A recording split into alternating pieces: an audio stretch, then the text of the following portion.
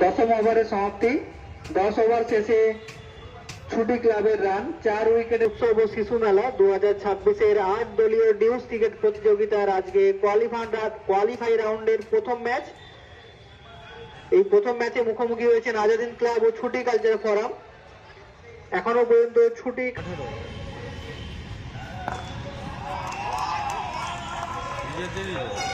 Helicopter shot দেখতে পেলাম শুভ অধিকারীর ব্যাট থেকে।